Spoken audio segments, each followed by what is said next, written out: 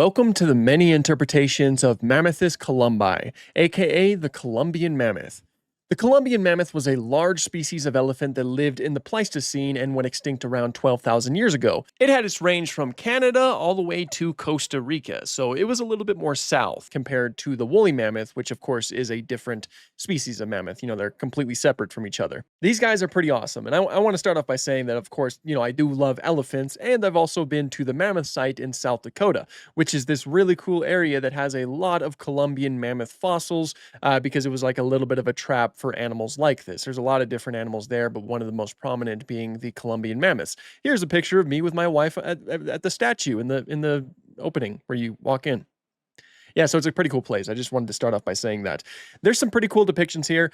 Full disclosure, while going into this, I did have to cut some of these out because a lot of them are just pretty consistent with each other. There's, not a lot of wiggle room in terms of like adding new things to a Columbian mammoth design. So without further ado, let's get right into it. We'll start off with the island of the pygmy mammoth. We have this fella right here that sports more so a dark coloration with decently large ears, a huge domed head, really long and curved tusks, these massive legs with, of course, elephant-like feet, because of course they are elephants.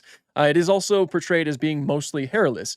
Now, the extent of how much hair Columbian mammoths had is currently unknown, but considering the fact that they lived a little bit more south compared to their very close relatives, the woolly mammoth, it's likely that they were not as, they didn't have that much hair, comparatively speaking. So if anything, they would have had sparse amounts of hair, kind of similar to modern day elephants that live in a warmer environment and so don't need to be woolly. So of course that's accurate, and the coloration looks really cool on this fella. It's a pretty good start to the list. After that, we have what killed the mega beasts, and I know what you're thinking from this image. Isn't that just a woolly mammoth?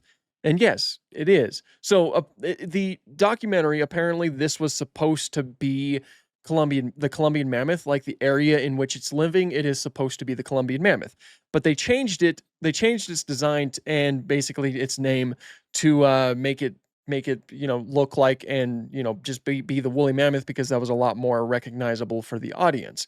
Which is a bit unfortunate. Now, of course, as I said, we don't really know the extent of the fur that was present on the Columbian mammoth, but it was likely not this hairy. Woolly mammoths, they were that hairy because they lived in a very cool environment. They were a lot more up north compared to the Columbian mammoths. Columbian mammoths, they were just in a warmer environment, and of course, they were large. They were these huge animals, with the largest individuals having a shoulder height of around 3.75 meters or around 12.3 feet. And of course, they weigh around 9.5 tons. So they were hefty animals, and having too much fur coverage in an environment that doesn't warrant that certainly wouldn't be good for them. Certainly not a bad mammoth design, and there's actually a possibility that I looked at this design in my many interpretations of the mammoth video, but I only recently found out that it was supposed to be the Columbian mammoth. So I figured I'd include this because I'd show you an example of how not to portray the Columbian mammoth. So there you go. While New World has these renders right here that are just overall a lot more gray in coloration, very elephant-like, and these huge curved tusks. Now, Columbian mammoths, they actually do have really huge tusks as well. In fact, they are they have among the largest tusks of any proboscidean, with some reaching a length of around 4 meters or around 13 feet. Pretty big tusks overall. And what's also cool, something I want to bring up, is that the tusks are usually asymmetrical. So one tusk will look different from the other tusk, and that actually seems to be something that's portrayed right here. Unless I'm Yeah, no, it looks like it. The tusk on the right looks like it curves downward a little bit more compared to the tusk on the left. So, or on my left. Not the mammoth's left, but pretty cool, not much else I can say about it. It doesn't seem like the dome on its head is nearly as pronounced as it probably should be, but it's a fairly good design. LA 10,000 BC. This fella, it looks pretty decent. It's huge. It's definitely got the size of a Columbian mammoth down. It also has that, that very tall forehead that I was just talking about, this really long trunk, very sparse fur, but you can actually see some hair on the top of its head and on its shoulders, which again, that is a likely scenario because, again, warmer environment. You do have the gray coloration, which is very elephant-like. So not many other things I can say about it. We've also seen a lot of humans hunting these fellas. In fact, in the What Killed the Mega Beasts, one of the possibilities that they brought up that led to the extinction of animals like the Columbian mammoth is overhunting through humans. That, I guess, is a possibility, but it's likely not the main reason why they went extinct. Of course, the world went through a lot of environmental changes that saw the extinction of a lot of megafauna. Humans definitely wouldn't have helped in that scenario, but it seems likely that the environment changes would have been the biggest nail in the coffin for these animals. After that, we have prehistoric predators, and a lot of the same things that I've been talking about do apply here. You can also see how the tusks are asymmetrical right here, which I just love that. I love seeing that. It's a nice little attention to detail. I really like the detail in these models. You can see a lot of those wrinkles in the trunk and on the rest of the animal's body, and where you would see the definition of the muscles and whatnot. They have the huge forehead, and I don't really see much sparse fur, but it is possible that it's present here. Another good design. Journey to 10,000 BC. This probably didn't have the biggest budget, but this is what they look like. I do remember watching this documentary when I was younger with my grandfather. Terrified me, this documentary did, but the CGI did not. The CGI looked way better in my head than, when I was a kid than how it looks right now. Yeah, no, it has the wrinkles. It's a pretty low texture. Like it looks very plasticky, I suppose. But the whole basic shape of a Columbian mammoth is there. It doesn't really look like there's much asymmetry in the tusks, and the tusks do seem a bit, well, I don't know. I guess that's all I have to say about that. And again, we have the consistent coloration of gray.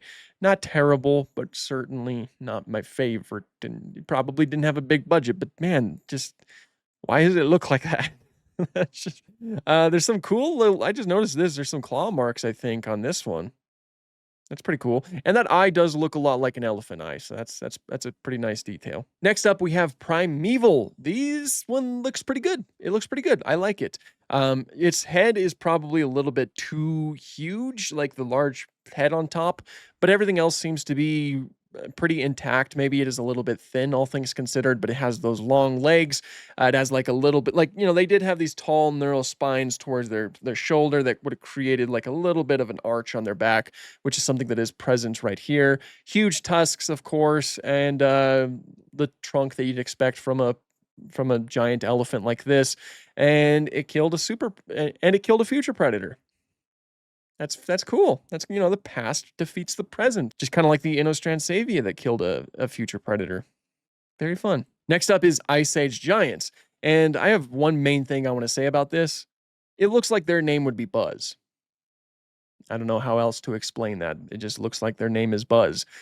They look a lot like huge elephants. Their heads might be a little bit too broad compared to the real life Columbian mammoth. But, looks pretty good. It's got sparse hair, and also their tusks are thick. Well, what's also cool about them is that there seems to be some sexual dimorphism present between the male and the female Columbian mammoths. The male Columbian mammoths had overall larger and thicker tusks compared to the females that had smaller and thinner tusks, which is just a cool little thing to mention. Yeah, they look pretty good. They look like huge elephants. Titans of the Ice Age, these guys look pretty good as well. We get a nice little herd of them that they follow a lot of the same design choices that we've been seeing quite a bit. So there's really not too much else I can say. I like them. Age of the Big Cats. I don't know what it is about this one, but they just kind of look a little bit creepy. Is it just me? But it's just the way that this one's standing here, mostly hairless, doesn't even have hair on its head, just kind of staring. I don't know. It just kind of looks creepy to me. I don't know what that is. I don't know. But I like the quality of the CGI. The whole skeletal structure does seem to be present. As an elephant, it looks really good. And it has huge tusks, huge thin tusks. That is insane to see. But yeah, I like it. And there we have it. And again, like I was saying, most of these designs do remain fairly consistent. There's not just like the woolly mammoth video, there's not a lot of wiggle room in terms of reconstructing animals like this, where you do have a fairly good idea of what they look like in real life. There's not a lot of room where you can put your own creative flair to it. The Columbian mammoth was a good example of just an animal that, it was this elephant that lived in North America. And so it likely had a lot of the same traits that we'd expect to see. And, most designers, they applied that to their designs. And they all looked pretty good. Pretty much all of them that I looked at looked pretty darn good. Just imagine if these creatures still existed today and we still had elephants that were this large living in North America. I mean, because given their range, it was likely that they lived where that they were present where I currently live, which is an insane thought to have. But yeah, if you guys enjoyed this video and you like prehistoric related content, please consider subscribing. I'd love to have you on board. And thank you so much to all my patrons and my channel members. You guys are all helping out tremendously. If you wish to help out the channel and help support me, the links for those are down below. I'd love to have you on board that as well. But until next time, thank you guys so much for watching and have an awesome day.